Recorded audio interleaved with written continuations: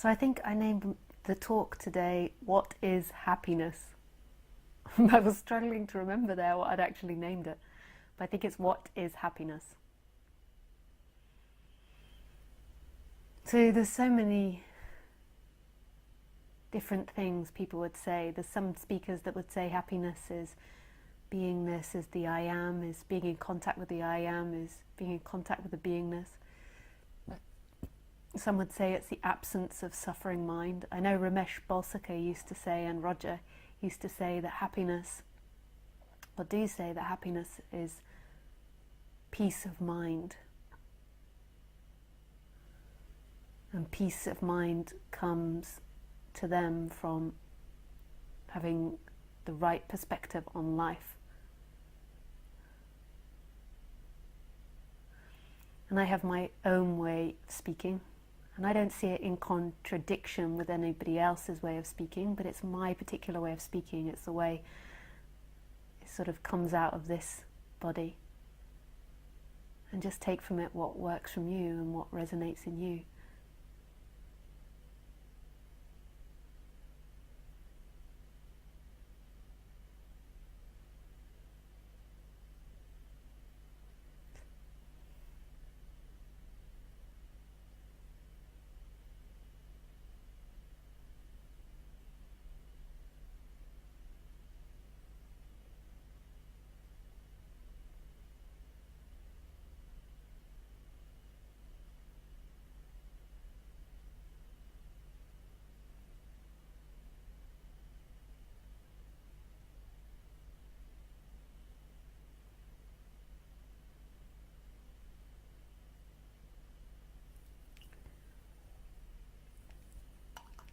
So to me, being happy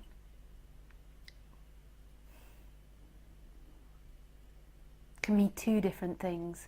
It can mean happiness of the personality, when the personality or the character is happy. So say if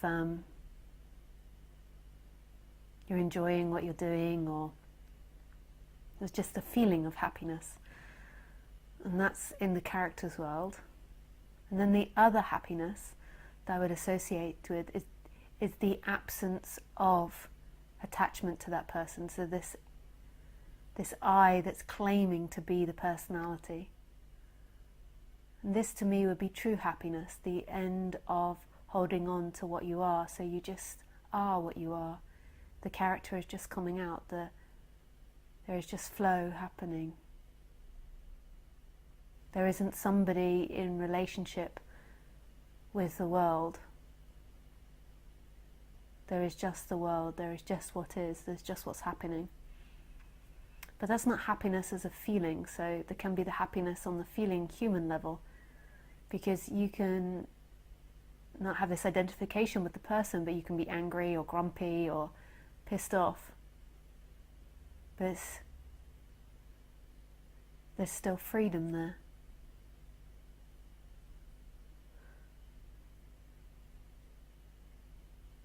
It's this collapsing into what you are. So who you are is this alive presence.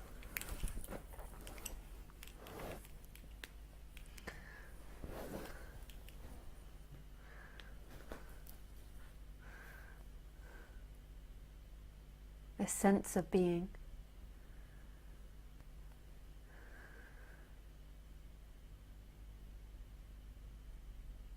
So right now, most people in this planet think that they're experiencing the world, and who they are is a name, a personality, a gender, an age, a body. Yeah. So most people in this world think that's who they are, that that person that they think about is who they are. And that person is experiencing this life, and that person is a separate individual in relationship to a life. But in non-duality, it's seen that who you are is prior to what you think you are, prior to what you feel you are, prior to what you imagine yourself to be. Who you are is this presence, this empty looking, this consciousness, this perception of things, and this I am. And they're totally free, both of those. None of them belongs inside the body. Consciousness is actually in the appearances, it's in all things, and so is this sense of being. It's in all things, it's everywhere, and it's no one place. It's not located, but yet it's all things. So right now, even though you think you're perceiving and you're limited and you've come from time and you're sitting here listening to me, actually what's happening is there is perception happening, and it's instantaneous, and it doesn't belong to anyone, and it doesn't belong anywhere. And perception is what everything's appearing in. It's the sound of my voice, it's the sight of this room, it's the light, it's all the objects in this room. Everything is appearing instantaneously. Everything is appearing instantaneously. There's nothing which is appearing in a few seconds. It's all appearing now, right here, right now. It's free. It's alive, it's present, and this perception is instantaneous. The same with the sense of being, this sense of existence. This sense of existence only belongs here. The sense of existence isn't going in time, it's something that always is. This sense that this is, I am. So perception is instantaneous. So you're not hearing my voice in a timeline, so it's not a personality that came from the past and is going to the future that's hearing my voice. It's not a description of yourself, a poor person or a rich person. Perception is, consciousness is. Perception is happening of the sound of my voice.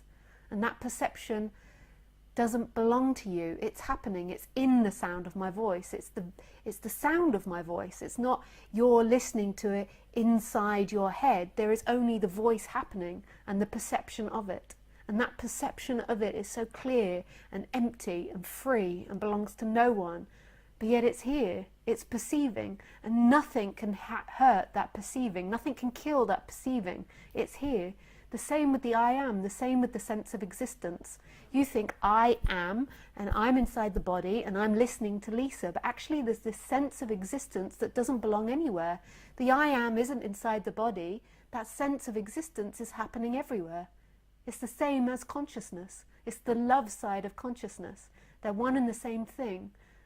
The experiencer is everywhere, and is all things, and is the creator of life. It's the creator of everything. And then it looks through these bodies, which are limited. So it looks through these bodies and uses these bodies as like the virtual reality. So our bodies are like the goggles you put on if you're going into a virtual reality world. And then everything in this world is a projection of your brain. Everything you see is interpreted by your brain. You think that it actually exists outside of your brain, but it's like you're walking through your brain. Your brain is like the goggles that you put on for virtual reality. And you think that there's distance between you and them, but there's only apparent distance between you and them. Just like in the virtual reality world. So you think you get up and walk to the sofa, but if you had virtual reality goggles on, it's actually only an appearance that you're getting up and walking to the sofa. Actually, there is a stillness appearing as movement, and you're looking. The experiencer of that virtual reality doesn't actually move. It's inside the dream that's moving.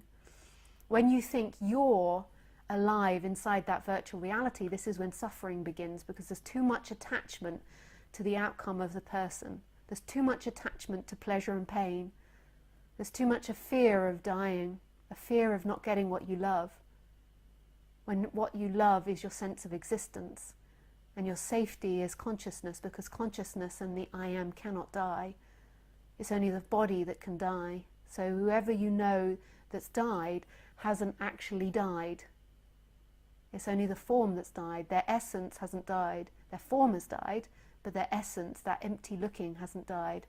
And you think, but that empty looking is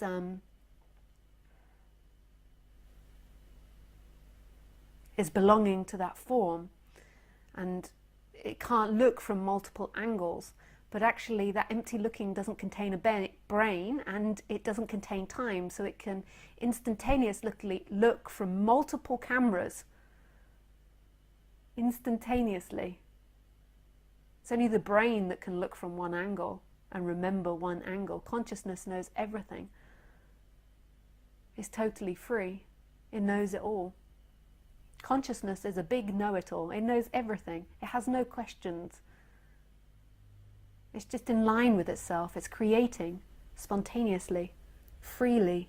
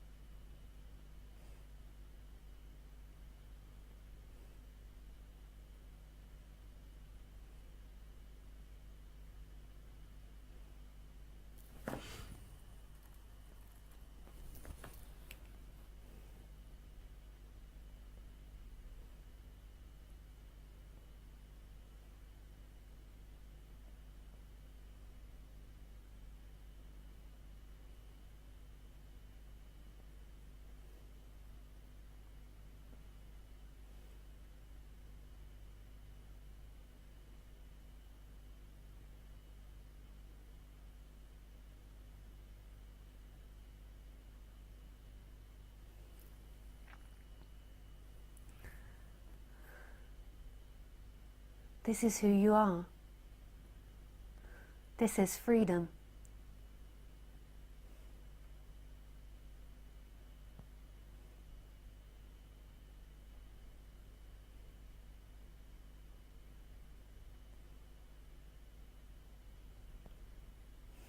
The reason that you keep getting dragged into the personal world is attachment to the person. It's this Velcro that sticks on to the person.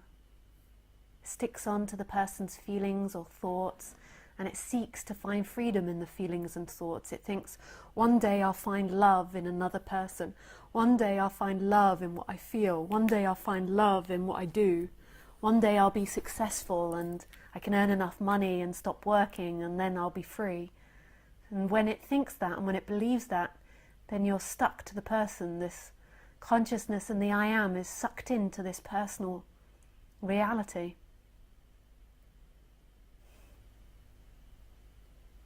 And there's this division. But everything you look for is right here. There's nothing to be found. It's your essence. You've divided yourself and made it as if love is in the future. What you look for, peace, freedom, happiness, success, is in the future. And that's how it is in the apparent human world. But in reality, all those feelings that you imagine getting from those experiences are right here. And the reason it's blocked is because you're attached to that. And you're attached to the negative. And you've got too drawn into the negative. And you're attached to trying to fix the negative, trying to get rid of the negative, trying to feel good. But it's all here. Everything is here that you look for. Everything. Total trust. Total intimacy with it.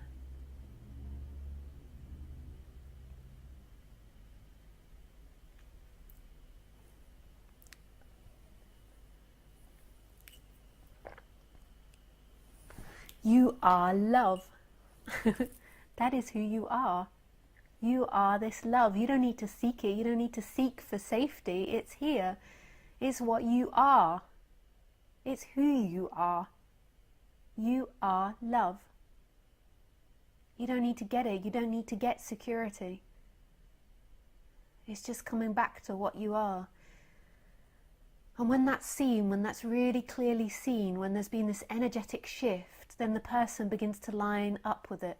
And the person, the characteristics of the person, it's almost like the person then becomes more and more in line with that realization. So the character becomes more free. I've noticed over the last 7 years, my character acts more and more from this love, rather than trying to manipulate things in time. And sometimes there's the effort, and then it just drops back in. This knows, and there can be a total trust of this. It's actually when it's not listened to that I've had problems in my life. It's when I've listened to other people or listened to the mental over the natural impulses that come in, the initial impulses that come in, that there's been problems in my life. When I listen to the natural flow, then everything works out. But it's not even I listen to it, it's just that the character relaxes more, it stops trying to control. We're taught as children always to fear life, and that's not true. You don't have to fear life, it's yourself. You're walking into yourself. You're only going to transform into yourself, even in death. There's nothing to be afraid of. And so as this shift happens, the person relaxes more into that. It puts itself more into situations where it can just act from this place of love, rather than the intellect and fear and negativity and control and protection. The difficulty that I've found is that you carry on living in a society that's identified, so you're interacting with other people that are identifying, and they can be confusing because they can tell you something but your body doesn't feel that way, and then their feelings are confused, so you feel confused. But when you stay just with that essence of being, then it's so clear what to do. This natural flow of who you are, these impulses. You update this instrument, you update beingness with, or not the beingness, this instrument with information, and then you just let it pick, you just let it move. It knows what to do. Just like the bird knows how to fly, and the legs know how to walk, and the mouse knows how to talk. Choices know, you know how to make choices. And the way you make choices is from love, not fear, not negativity. And I'm not saying that's easy, that's something still I'm relaxing into. Other people give you this really fearful information, and you're like, or sometimes there's so many inputs, you're in like a really busy place with lots of people, there's somebody around you having big emotions, and it's just confusing. But in the innocence of being, it knows how to act, and you act from love always. You don't do something out of fear, that attracts more fear. That's telling you that you've got to be afraid of this life, which isn't true. So I would say, Lisa, true happiness is the recognition of who you are, this energetic expansion back to what you are. And then, on the human level, the character level, you become more and more happy as the character lines up with that knowledge. And that's miserably an infinite thing. The character can line up and expand more and more, like we could change so much as humans and live so differently. And the person becomes happier and happier, becomes more in line with itself, becomes more free. And this does take courage, because we're living in a society which is educating us to act out of fear and act out of negativity, and teaching us to interpret things negatively. You could interpret things 1,000 ways, but our society is always teaching us negativity. Just look at our news and our media and what gets our attention. It's normally something to do with fear.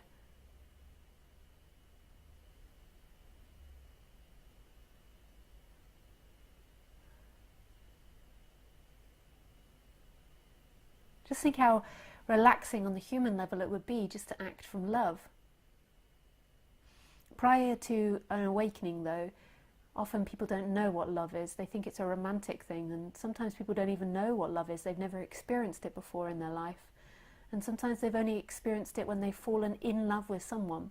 It has a quality to the falling in love with someone. And the reason it has a quality to that is because when you fall in love with someone, or even a thing, when you fall in love with music, the seeking stops. There's just a total presence with what is, and so there can be a feeling of that, a sense of existence again. So when you are with someone that you feel like you're in love with, you don't want to be somewhere else.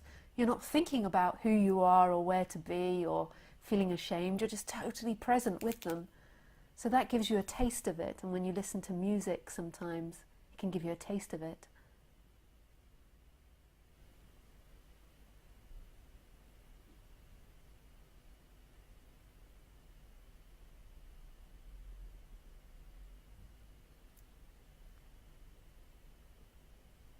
And I sometimes forget that some people don't know what love is. I didn't know what love was. I did know what love was in that I experienced it when I was listening to music, live concerts, when I was creating, when I was in love with someone, or imagining being in love with someone. But I didn't know that was my essence. It was confusing. I didn't really know what love was. But once you've had the awakening, you know so clearly what love is. You know that it's your essence, that it's the sense of existence, that it's beaming here. You don't need anything in order to complete yourself. There's nothing which can give you more essence. And it's so fulfilling, it's so full and empty and pure at the same time. And that's who you are. That's who listens to my voice now. You're not listening to my voice as a person, as a character. The character is being experienced just like my voice is. The character is an experience. Notice that you can see the thoughts. You can see the image of the character. You can see the feelings of the character. So how can that be the experiencer? There's something prior to that. There's something experiencing the feelings, the memories, the ideas, the past, the future. What is that? And that's always present. The same with the sense of existence. They're both always here, and everything comes and goes in that. This is who you are. This is what you are. And it can never die. and it's love. And you could totally trust it. You don't need to look for it anymore. It's right here. It's who you are.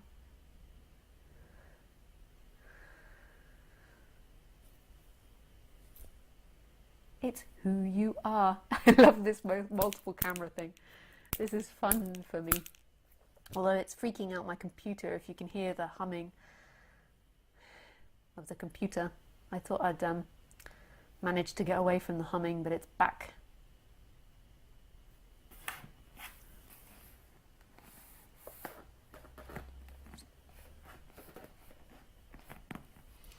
It's most probably because there's 2 cameras involved. It's very exciting. The CPU is very loud, but there's something about streaming that's takes a lot of energy from the Mac.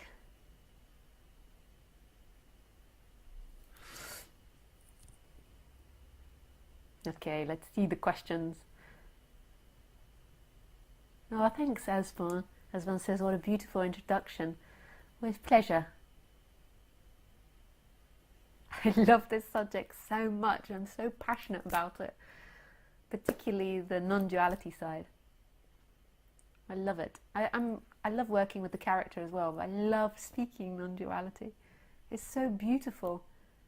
It's all you ever want. All anybody wants.